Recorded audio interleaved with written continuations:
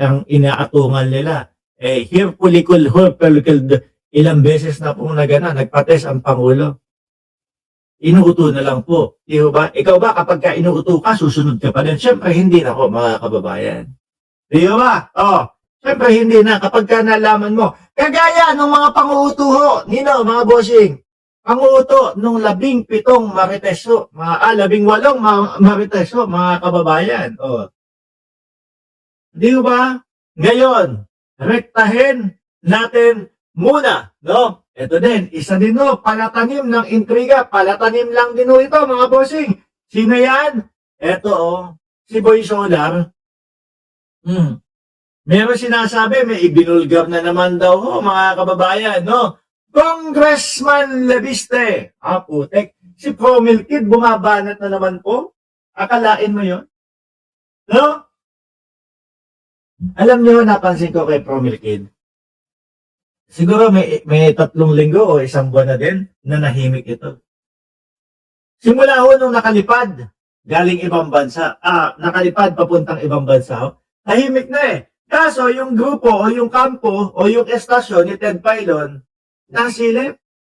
Sabi, bakit nasa na yan si Promil Kid na may pinapasagot dyan o merong multa na 24 billion ang Department of Energy sa kanila. Bakit ganito, ganyan? Wala. Ngayon, biglang sumulpo to. Siguro, para hindi mahalata na, hindi kami nagtatago or whatever. Meron daw po siyang season 2, mga bossing na sinasabi.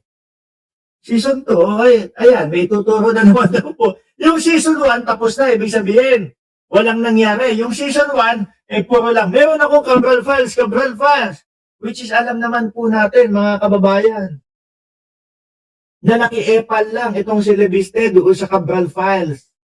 Yung tipo po bang, naku, meron akong kailangan itago Naku, meron akong kailangan hindi maipakita sa taong bayan no? Alam nyo, mga bossing, kung naganap o kung natupad yung solar nitong si Promil Kid, baka malaki ho ang tulong nun, mga kababayan. No? Sa atin, lalo na, siyempre po, yung mga Meralco, etc., kailangan po ng mga krudo niyan. Pagka nagtaas ang mga krudo, pagka nagtaas gasolina, diesel, whatever, ibig sabihin, pagtaas din po ng kuryente sa Pilipinas.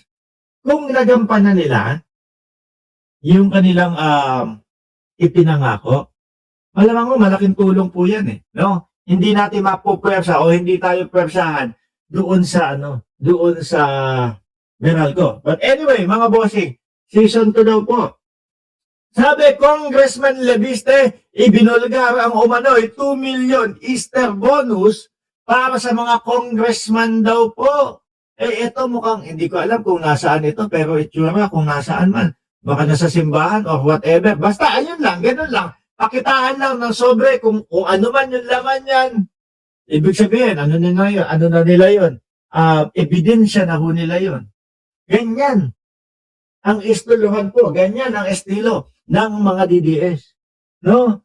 Yung para hubang ang mga kausap nila, mga bata, na kapag ka ito, pinakita ko tong ebidensya na ito, kailangan maniwala ka. Ano ba yan? Sobre to. No? O ano naman kinalaman doon sa taong pagbibintangan mo niya o sa taong sasabihin mo niya. Hinawakan niya ito.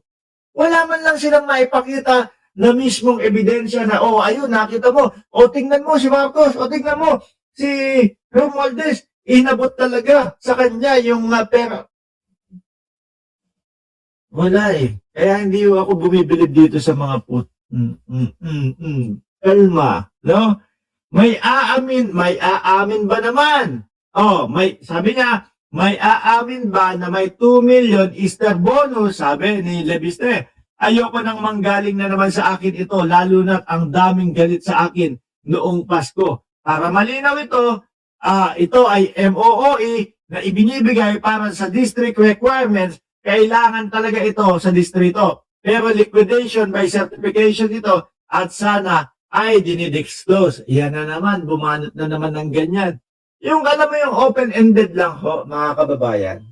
Wala lang, no? para mapagtakpan niya lang yung 24 billion na hinihingi para danyos doon sa hindi nila natupad, doon sa solar nila. Ganyan lang po estilo nila. Sabi dito ng Abalita ngayon, umani ng reaksyon online ang isang Facebook post ni Batangas 1st District Representative Leandro Leviste matapos nitong maglabas ng aligasyon ukol sa umano'y 2 million Easter bonus. Ay di dapat pangalanan na agad. Aligoy-ligoy pa. Ano? Sa nasabing post, direkta niyang kinwestiyon ng umano'y umiikot na pondo. May aamin ba na may 2 million Easter bonus? Ayoko nang manggaling. Open-ended na naman no. Para malinaw, ito ay MOE, okay? Hindi nagtagal, burado na nga ang naturang post na lalo pang nagpasiklab na wala pala itong si Leviste. Hindi pala ito birador. No? Panggap na birador, yung tipo bang lahat babanggain, bibirahin kapag nalaman nila na may katiwalian, pang-unahan lang pala ito. Pag nag-post, burador pala ang tawag dito. Pag nag-post, natakot, kinabahan, tatanggalin, buburahin. Anok ng putik na style yan. This message may disappear in the morning. Bakit? Ano yung pinaglalaroan mo, yung mga DDS, pinaglalaroan mo? Yung mga naniniwala sa iyo. Kapag ka may paninindigan ka, tingnan nyo, si Mami Pebbles na Lakera. No?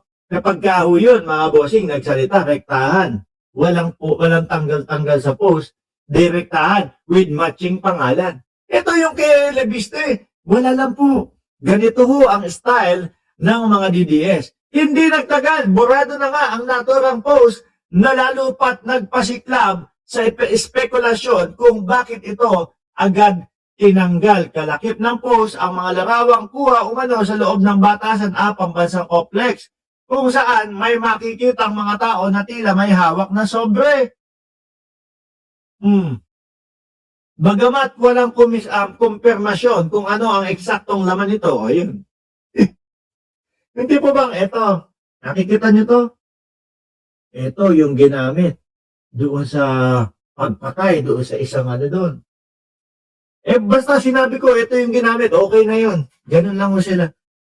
Ito, hindi mo alam kung ano laman. Yung maleta nga ho nila. Putek, tingnan nyo mga kababayan. Pababa ng pababa, paliit ng paliit ho.